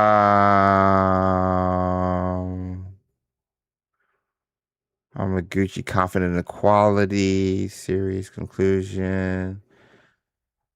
Reassuring to hear. New trailer.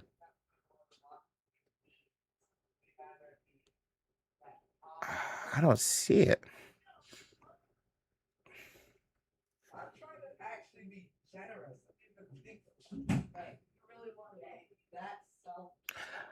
I'll look for it later and post it in Discord if I find it, because that's interesting. I would repost that on X if that's like something they said. If you steal it, then it's mentioned that the Three Broomsticks by Sirota. There was a small, yeah. I mean, I saw that too. But either way, like, I don't know. Now, between the open world rewards and the lack of morality or consequences, whether it's reputation or morality system, I think that's The base pre-order is $69.99 for Fable. Let me see. Let me double check. Let me go to shopping. Yeah, $69.99 with pre-order bonus DLC if you pre-order it.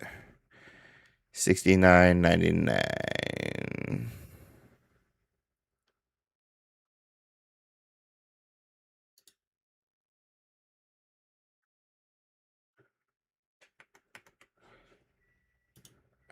So, I mean, that's $10 cheaper than. And then you got the premium edition for $100, and then of course the collector's edition. So, yeah, I hope Avalanche Software watching that you can pull. My search is on all. Yeah, let me see. On all. Oh! Yes, Final Fantasy VII Revelation director Naoki Hamaguchi confirmed that Hogwarts Legacy directly influenced the development of the game. Specifically, what? Specifically, Hamaguchi drew inspiration from how Hogwarts Legacy handled open world exploration, game world scale, and player freedom.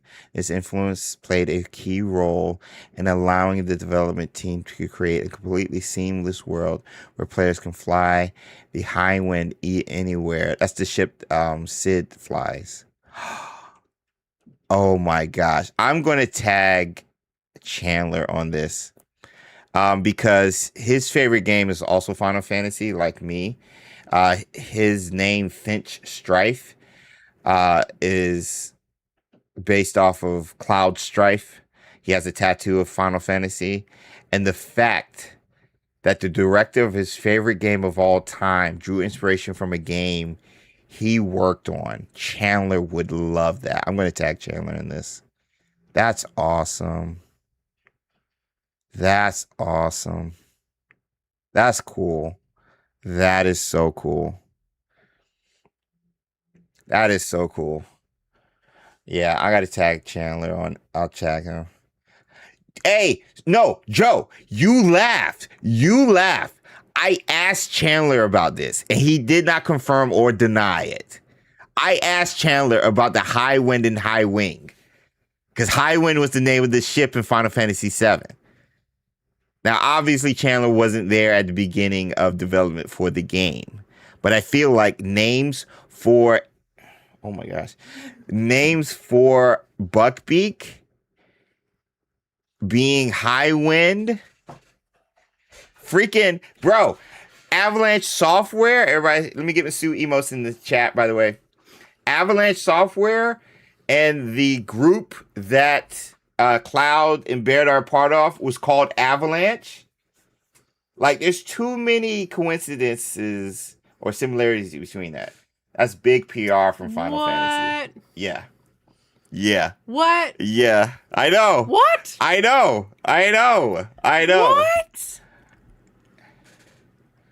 What? What? I've heard James mistake Highway for Buckbeak multiple times. All the time. All the time, Tardis. Still. All day. Yeah. We were also just talking about your gray streak, road streak. Chica Why? says she was late because she got her hair did. So I was like, ooh, what'd you do? You cut it, you get some bob in it, whatever. She said, did some small highlights to hide some of the grays and everything and stuff. So I was like, yeah, I have a little one right here. He's copying me. Yeah, I had grays first. She did. It was my thing. She did. And then after I did it, he was like, oh. She did. You know what original idea I have? I also will go gray. Here's what I've been thinking, though. I actually have been thinking about this. I've been thinking about maybe dyeing my hair. Black? To hide it? Like whatever color the rest of my hair is. dark brown. So the gray doesn't stand Yeah, out. but I've also and I'm sure there are people in the chat who are going to be like, no. I wonder if I did a box dye, because box dye doesn't dye my hair because it's too black. If I did use a box dye though, would it only dye my gray hairs? And if so, what if I chose like a lighter brown color, and then it would be like I had highlights. Ooh. So I've been thinking about trying it, but it's kind of high risk. And also then I would have to keep dyeing my hair for like all of time. I think you're perfect as is. Nice try. I think you're perfect as is. Tarnished Gamer said, you know who also had grays? Merlin. Coincidence? James, you copied Merlin also. Me and Merlin did it first. Okay, yeah, we probably copied it. So, hey, good point. Good point, Joe. Let me make sure it's actually in the article at least, because AI is wrong. How dare they? Let me see. Open world. Can you just Control F? Search for shoot. Hogwarts Legacy. Support Crow said, I thought you were going for a rogue look. This is just how my hair is. Yeah. This is me with no hair effort happening.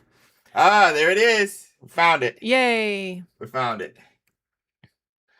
The question, were there any open world games that personally inspired or influenced you while creating Final Fantasy VII Revelations? Hamaguchi. I'm always playing a variety of games to reference and draw inspiration from. The Witcher 3 Wild Hunt, which I often mention, is one example. And there's also Hogwarts Legacy and the Horizon series. Games built around similar design philosophies often grapple with the same challenges, and each arrive at their own solutions. Seeing how other developers solve those problems broadens my perspective and helps me discover new approaches in my work. More recently, there's also Crimson Desert, which has been generating a lot of buzz. After playing it myself, I learned that overwhelming scale can be a powerful strength in its own right. I love overwhelming scale. Yeah, That is yeah. perfect for Crimson Desert. Yeah, that is a perfect That way is to say it. how you describe that game. Yes. Exactly. So the sue me, the new Final Fantasy game, Cloud is going to ride a broomstick. Yep. Yep. You heard it here first, folks. Oh my gosh. Oh yeah, I'm posting this on X and Instagram. I'm gonna tag. I think I might even do it on LinkedIn. Tag Avalanche and this guy. Yeah. Or a lady. No, it's a guy. I figured guy is a safe assumption. Yeah. We're talking about video games, but then I was like, wait, I shouldn't assume. Yeah, shouldn't assume. All right. So that was cool. But anyway, yeah, Fable. Check it out. Definitely will be playing it. And hopefully, just like Hamaguchi-san, got some inspiration from Hogwarts Legacy, The Witcher, and Crimson Desert. I hope Avalanche Software and Hogwarts Legacy 2 get some inspiration from Fable and some of these other games in regards to the choices and how they're doing it, because that was severely lacking in the game, especially when Hogwarts Legacy promised that it would be our own story, that we would be living the unwritten. So we'll see. Time will tell. Sue, with your streak of gray on one side, is giving off Gryffindor vibes. Owning it. Thank you. So that being said, thank you for the time. Alert 6:30. Let's get into our chocolate frogs, which we have right here. Let's go. So let's do our drops chocolate frog emotes in the chat, and let's get into it, and we'll see you on the other side. Ready? 1, 2, 1, 2, 1, 2, 3, 2, 1, 3, 2, 1. All right, here we go.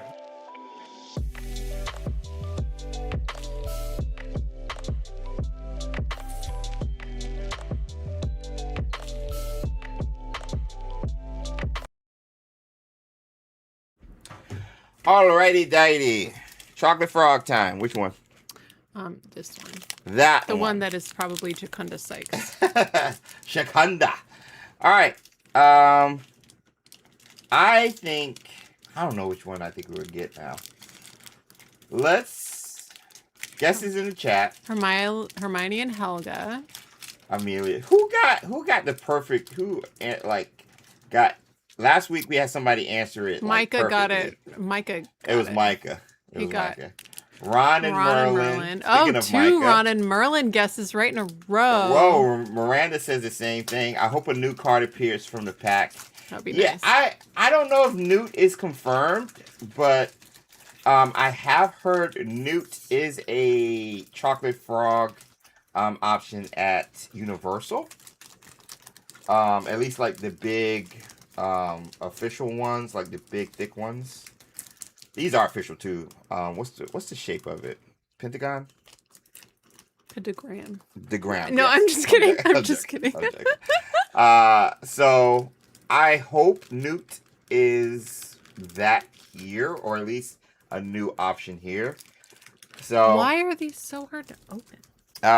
They've had so many thefts. So They have to make these packs hard to break into. It has so many people stealing them.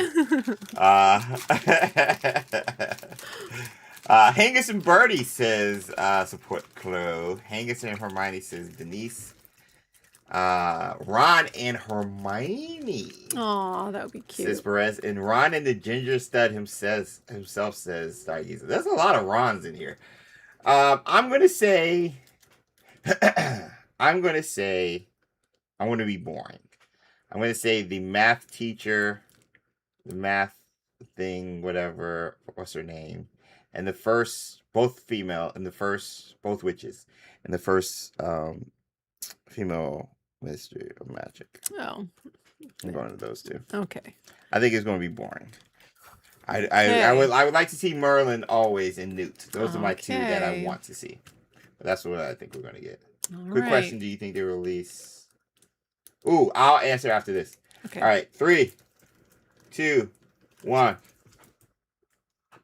Oh, Double birdies. Double birdies.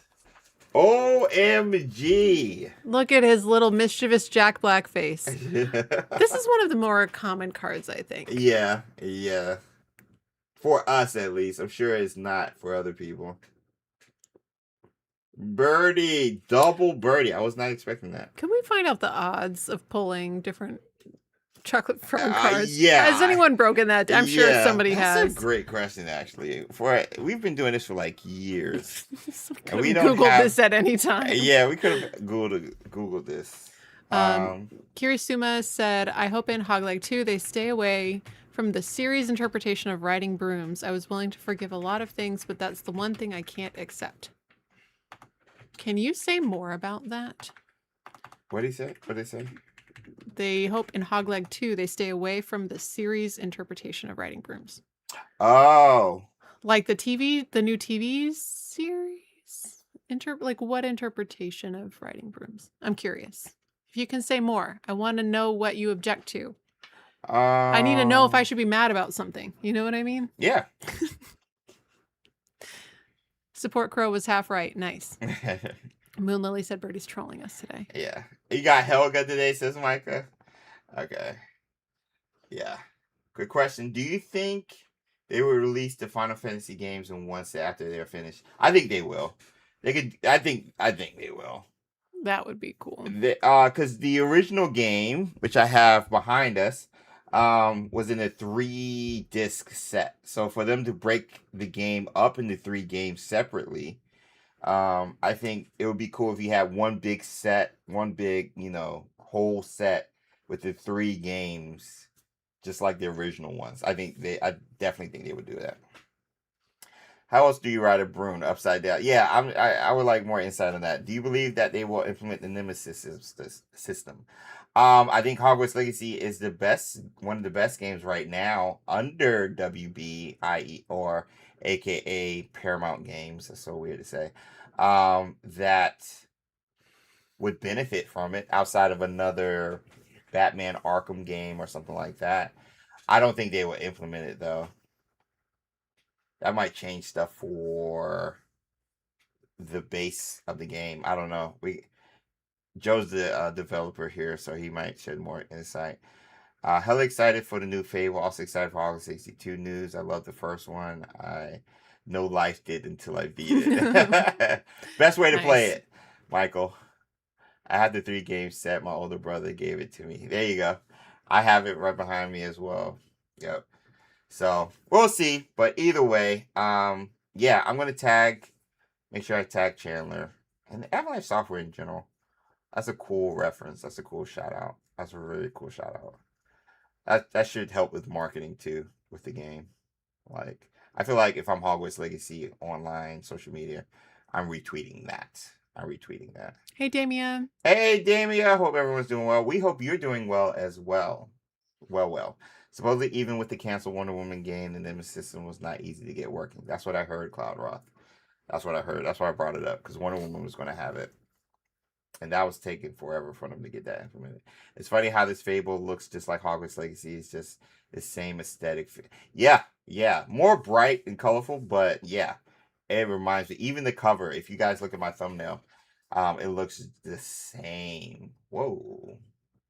Okay, we got more details on the brooms. Ooh, okay. Okay, they change it up so they don't sit on the broom anymore, but rather lay flat on the broom. They wanted to make it more realistic, completely ignoring the lore behind things as they were. There was literally a cushioning spell on the brooms to make it more comfortable for the rider.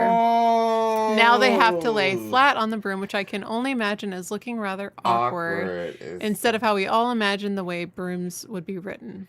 Also, you got it's more aerodynamic laying flat as well, but that's a good point lore-wise. But on the cover of book 1, he's not laying flat. No, he's just sitting there. He is very high. Sitting straight up. He is very high. Would need a cushioning charm. Yeah. Oh my gosh, that's a great point. Hi, Lily. Did you plan on getting any collector's editions of any of these games? I wanted to get the Fable one, but yeah, that thing sold out too fast. I also wanted the Legacy edition of 007, but they gave me a free game, so hopefully that's something I can get maybe later on in life. I'm not sure if Nemesis system would fit the vibe of Hogwarts Legacy, but I don't know why not. Yeah, that's where I'm at too. Did you guys talk about this earlier? Does everyone know what the Nemesis system is? We were talking about it earlier. It was brought up in passing, but I'll.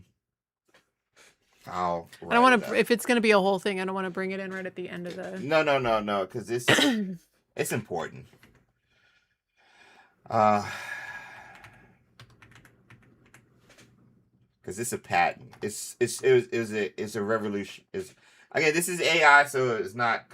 Sometimes it's not it's completely perfect. Right. Yeah. The Nemesis system is a revolutionary, award-winning video game mechanic that creates dynamic, procedurally generated villains and allies. Originally featured in the Middle-earth Shadow of Mordor and Shadow of War, it tracks your interactions with enemies, causing them to remember defeats, adapt to your fighting style, and climb military ranks. I want to hit the same button. I want that to be the button the whole time.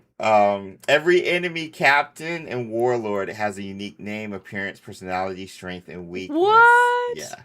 Dynamic memory. Enemies remember past encounters. If a grunt kills you, they are promoted to a captain. If you humiliate or scar them in battle, they remember and mock you for it the next time you cross paths. What? Power struggles. The game's enemy ecosystem continues to operate without you. Captains will duel each other for promotions, betray their leaders, or hunt down other foes. Instead of just killing enemies, you can continues to operate without you? Yeah. But I'm the main character. No one does anything if I'm not there. Bro, like... Oh my goodness. This was, again, revolutionary, game-changing, everything. And I'm just thinking, all of those poachers that we destroyed and fought in the Forbidden Forest and the Scottish Islands, those goblins that we fought, imagine them remembering. They're like, okay, Sue likes to spam Accio and these things, so No. now they adapt Okay, to it. this one only uses the red spells. if we have a purple shield, she's never gonna get us. Yeah, exactly. But I thought it was really cool, especially with the. Thank you, Martin. Whoa! Coming in last minute with the gifted Mimby. He literally just popped in, said hello, and I didn't want to interrupt the conversation, but Let me get my Martin Thank emotes you. in the chat. 20 gifted Mimby. Martin! He's the man. oh my Oh my goodness. gosh, bro. Thank you, Martin. Thank you. Moon Lily said, by the way, Shadow of Mordor kept me super busy being incredibly creative with my battle strats. Yeah. The stronger orcs were a true pain. I've never played them. I own them because I know everybody talked about it, but I've never played them. I got it for him for Father's Day. No, that's the 2 years ago. No, that's the different game. Oh, That's a different game. that's the other one. That's the Mines of Moria. And The then, other very famous Lord of the Rings game. And then there's, of course, Gollum. Which That's you the one also- I got him for Father's Day. That's the one you Or got his me. birthday. Yeah. Because I yeah. love him. I guess it was a prank. That's the other famous. Thank you so much, Martin. Never been opened. No. I want to play it so bad. I saw somebody, I think Luke Stevens had like showed a clip during a short or something. He was talking about some of the worst games to come out.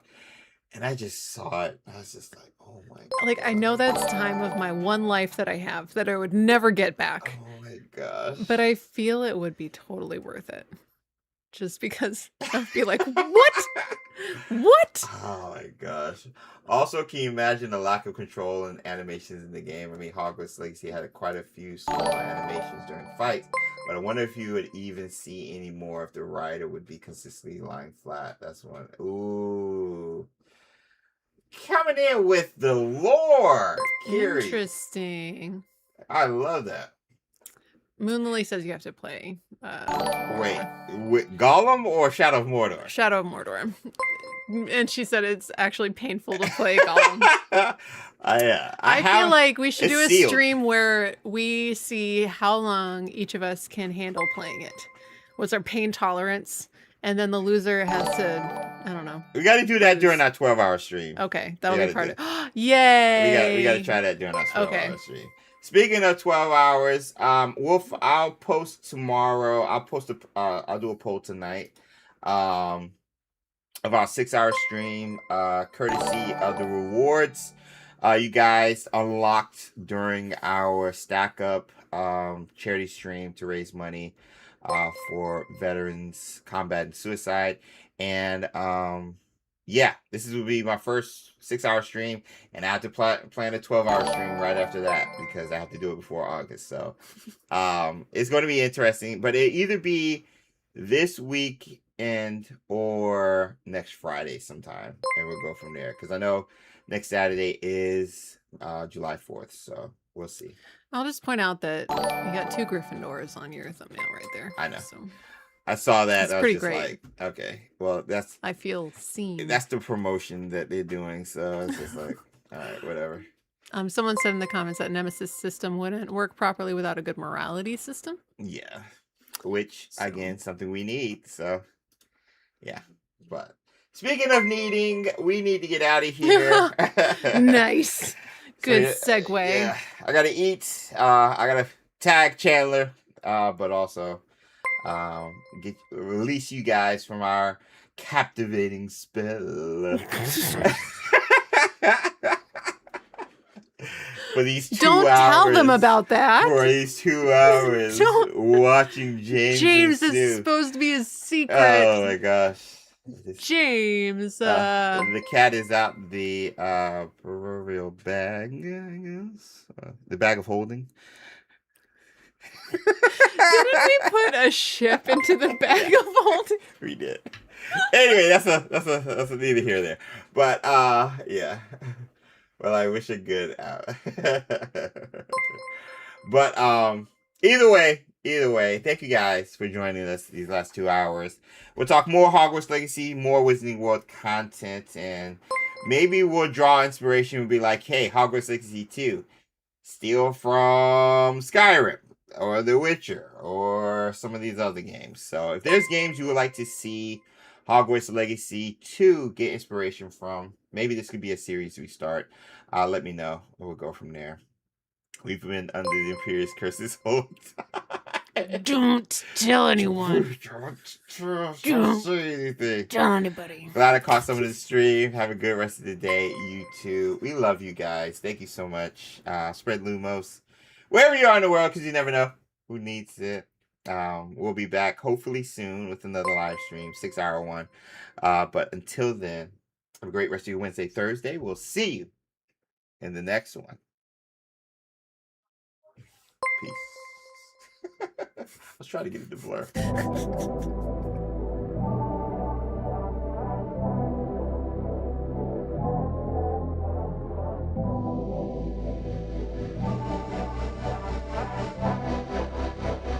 Ryan Little.